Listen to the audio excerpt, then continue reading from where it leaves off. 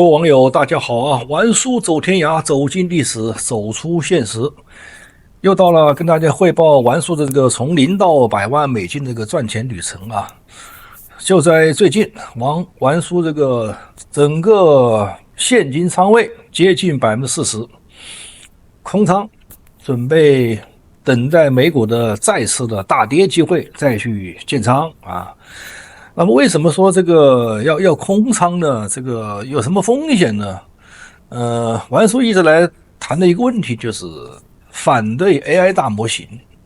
反对 AI 大模型对我来说是有着现实意义的，就是要做空 AI 那帮公司，但是玩叔呢又没这个能力去做空啊，因为做空靠期权啊，看跌期权呢，期权有个时间线。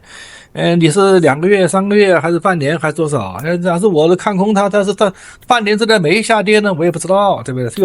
有时候留起来呀，这个股市留起来，它也是不断的在上涨，是吧？当年这个牛顿是吧，天体物理学家是吧，能够算出那个天体运行的轨迹。他后来自己说，他算不出什么人类贪婪心理的轨迹，是吧？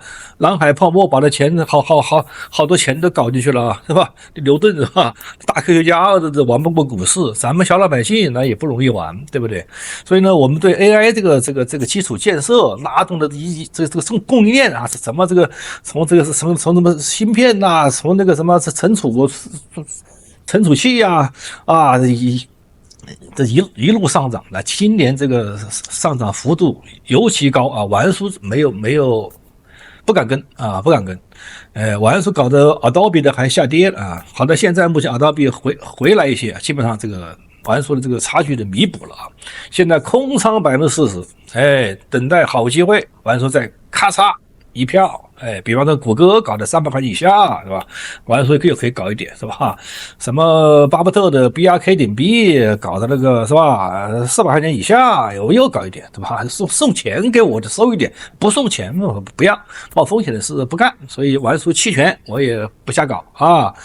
倒是可以搞一点什么看跌期权，比方说你这个Adobe 是吧？这个200块钱啊你卖给我，我要了。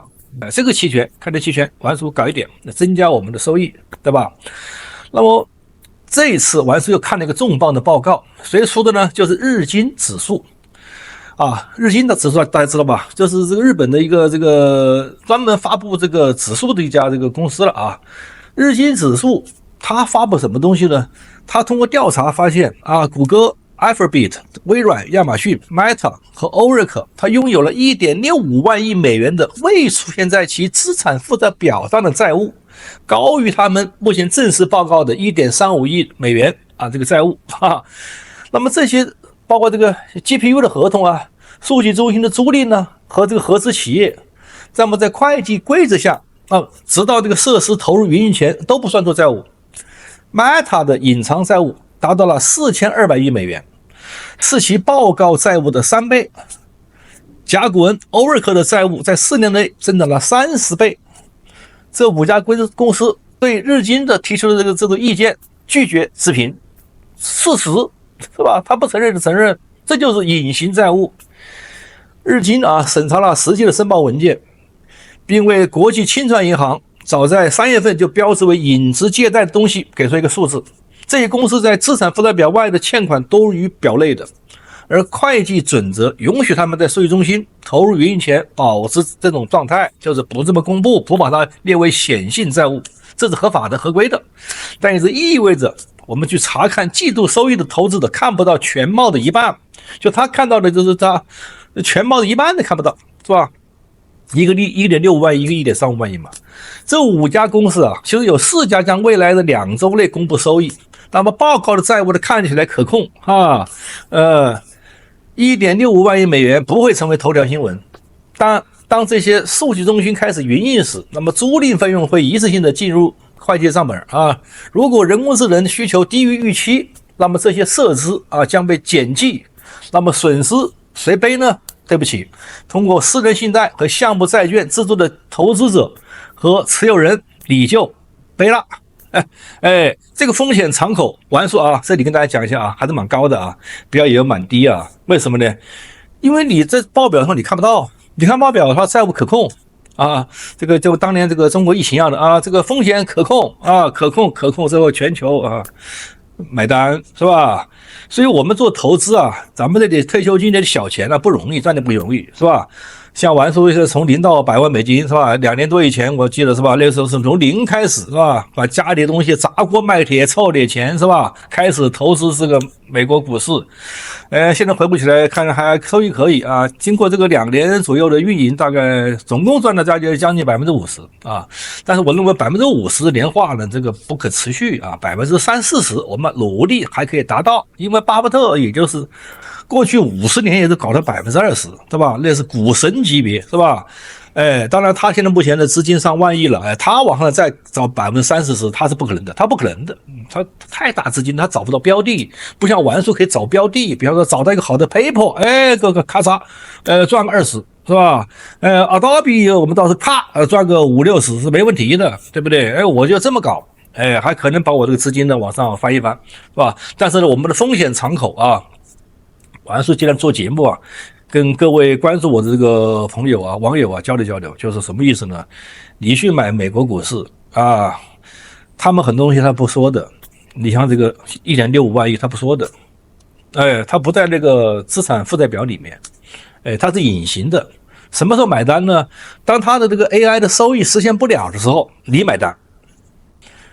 为什么玩叔一直认为它 AI 收益实现不了了？你看那个ChatGPT，它不就收20美金一个月定度吗？你看多少人定，有定的有退的，是不是啊？因为它个 AI 它这个不可靠、不靠谱，它算的不稳定，它算那个结果是一个。这个大模型是人类的这个说话这个语言的一个综合，它不是没有推理功能，它只有简单推理功能，你不能把它当回事儿，当回事你就麻烦了，是吧？我还说有时候做这个 YouTube 这个封面是吧？他做一下之后，我说把第一行的，他不有的时候两个标题打重了是吧？我说你删去第一行的标题，我只要一个标题，不要2个标题，我就那个来回搞了半小时，他就没搞成。所以 AI 这东西，我玩叔原是搞软件的，说句实话，软件变得真他妈烂，说句实话，真烂。他还有意识往上挂这是还骗钱是吧？什么东西是吧？所以这个东西到时候谁买单？你买单，你投资美国股市、投资美国基金的人，对不起了，这些债务你背着。风险敞口藏在你这里，基金经理也无所谓啊。他这个东西是吧？每年拿工资是吧？业绩好奖金高一点，业绩差奖金低一点，他是稳定的这个管理费，老百姓可怜了，对吧？所以 AI 的大规模大跃进啊，不要再搞了，是吧？适可而止，对不对？有点钱搞什么不好呢？好在现在华尔街开始意识到这一点了啊。为什么？因为前期 AI 这个指数啊，头部已经开始出现了。开始下跌了，对吧？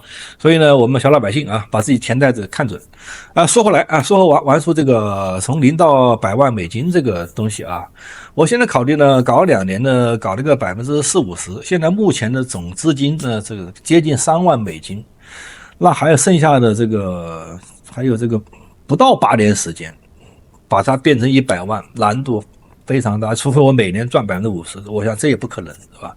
有时候偶尔还这个常在河边走，懒人不湿脚呢，是吧？那湿不脚亏一下子，是吧？所以呢，我要是没办法，我就想半天，这怎么办呢？就原来我提这个策略就是，我做体力活肯定不合适的，我只有去动脑子了。玩叔的唯一的优势就是原来就是把知识变现。不是知识啊，知识变不了现，没用，知识太多了，网上知识百科全书知识太多了。什么经验变现？玩叔有什么经验呢？就是过去玩叔在中国的这个管理咨询行业贴出个口号叫什么？这业绩不翻倍，我们不收费。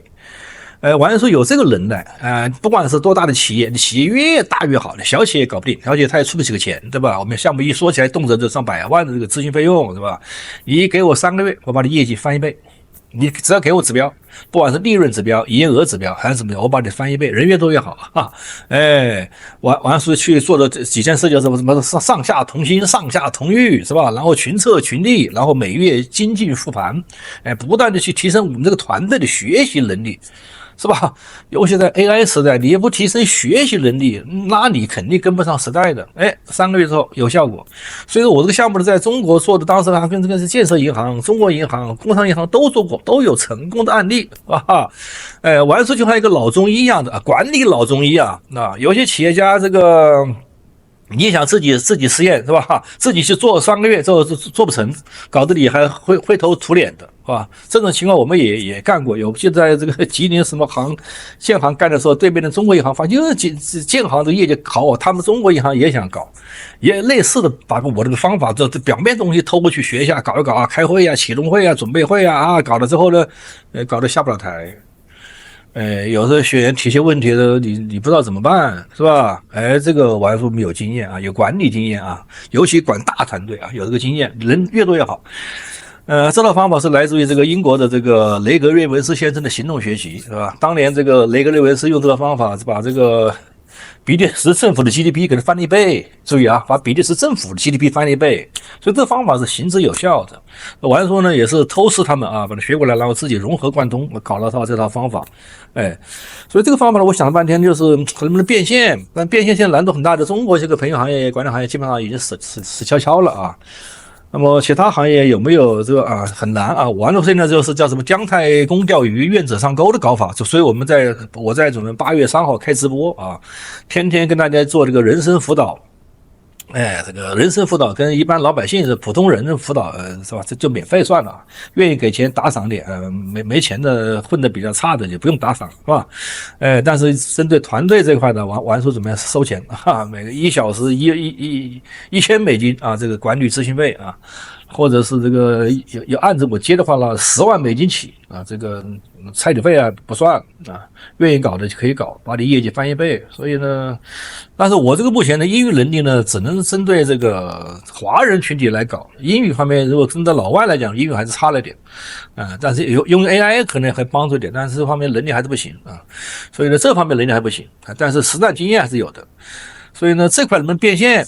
很大的一个问题，我希望能够变现，每年给我能够挣个几万美金，是吧？然后加上我原来3万美金，是吧？然后就搞到100万，否则要是没这个东西，完全靠投自己财，这个难度还是蛮大的啊！是目前在动这个脑子动这个歪脑子啊！反正什么事儿做着看吧，是吧？第一个100万美金的目标做不到，就不断调整去做了，是吧？只有这样啊。有什么好方法啊？网友可以跟玩书多互动，是吧？玩书有好的方法，什么投资理财的，是吧？玩书也分享，但是你们可能我的方法你们不一定敢用。比方说玩书现在赶着我就重仓啊，30%的 Adobe， 一般谁敢呢？这个对这个企业不做深刻研究的人做不到的。玩书这个一直有观点，就是理财投资啊，你研究的报告有多厚，你的利润就有多厚。你看玩书做 Adobe 视频，起码做了6个视频，讲 Adobe 的这个护城河，讲它这个商业模式、经营模式，是吧？讲它为什么能够抗住 AI 的打击，对吧？你这一点要是读错了，玩书就起码是吧？AI 玩书看错了，那也是吧？那就看错了，是吧？那就麻烦了。所以呢，我的经验呢，大家不一定能够用得上啊。但是玩书呢，认为我敢用，为什么呢？你像巴菲特曾经说吧，你不要搞股票，你就买指数基金就完了，是吧？标普500，是吧？但是标普500有个问题，就是说那个，比方说7大啊 ，Big 7公司，那肯定在指数里面吗？所以他们这个公司呢瞎负债啊，那你买指数就买它了，对吧？它的权重还比较高，对不对？那一旦大盘下跌回调个1-20的话，那你的咔嚓就钱就进去了。那我买个股不怕，你个股这看对了，我不怕，比方 Adobe 我看准了，我不怕。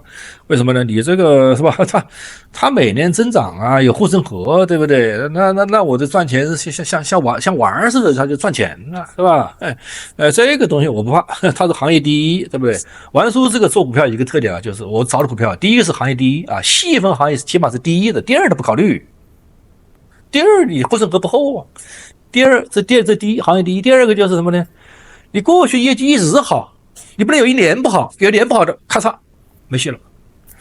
现在要第一股，市盈率10倍以下，你把这3个数据输到这个美国的5000公司去挑选，你就找不到。所以玩叔挑出 Adobe 是千里挑一、万里挑一挑出来的，就是我就死压一个，别的我不看。就这种搞法，这样不管你不管你什么外面是惊涛骇浪，是牛市熊市，我很坦荡，很坦荡，对吧？不会有问题，对吧？当有问题的时候呢，我发现我急着跑了，那我急着跑，对吧？所以是这样一个搞法。玩叔是这种激进式的啊，这种投资策略，你想从0到100万，你不激进怎么行呢？是吧？玩叔有观念什么呢？咱们普通人呢，哪怕定一个不高的目标、不大的目标，你不每日精进复盘啊，你只定个目标，你实现不了的。谁没定个什么目标？对吧？对吧？你定个健身目标，你说你这个3个月之内减肥10公斤，你不去健身房，你不注意饮食，你不注意休息，你搞不定的，就这么简单，是不是？这玩说呢，目前还是举步维艰啊，希望通过推出这个直播节目，能不能让我带来一点这个更多的收入啊？这只是一个想法，并不代表现实，各条路子反复的试。以上观点讲的不对地方，请大家和玩叔互动，打在屏幕下方，谢谢大家。让你能够听到我的心，什么时候也能把我想起。